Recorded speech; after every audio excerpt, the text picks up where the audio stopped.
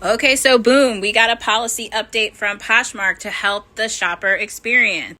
If you're new here, I'm Annette. I'm a fashion reseller specializing in bags and accessories, but I also weigh in on reselling news and talk about reselling strategy. Today, we got this email from Poshmark talking about some new policy changes to prevent excessive listing removal and relisting that will go into effect May 1st, 2025.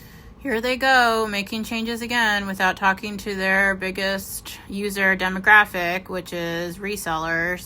I'm going to assume y'all have read through this and have been talking about it all day. Naturally, a lot of us have questions. I think Poshmark did this intentionally. They didn't give us a threshold. They didn't give us any qualifiers so that they could maybe gauge the reaction of the community, because their last update policy went just so well. And they're targeting people using automation. And I think this is only kind of true. Some automation software does give you the ability to auto relist things, and some don't. I use Vendoo.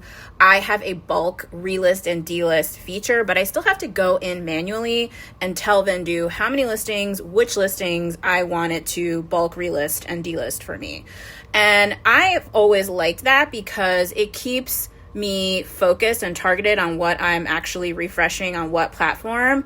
And it also keeps my activity across all platforms varied. Poshmark's copy feature. Poshmark already has bots that crawl your listings to check and see how old they are and how similar they are to previous listings that you've had. Because I use Vendoo, I know about this, and I know that every time I relist and delist using Vendoo, they make sure that it appears to those bots as a completely new listing, even if it's an item that I've already previously listed before. This could be the type of activity that they're talking about in their message today. I'm waiting to hear more from Vendoo. But if Poshmark is saying now they don't want anyone using anything that helps their listings appear new in search, I'm really worried about how my listings are going to get found, because even though I do put a lot of effort into SEO, the search on Poshmark is not great. And in fact, there are videos out there of people talking about how when they want to find something on Poshmark, they'll actually search it on Google versus searching it on Poshmark. So Poshmark, really, you need to get on fixing your search, girl. But as many users have pointed out already, there are so many updates that the community is asking for from Poshmark that they could have focused on instead of this situation, or even the live selling situation. Don't get us started. For now, we have a lot of questions, and I will keep you guys updated as new information becomes available. If you enjoyed this kind of content, please like, share, and follow.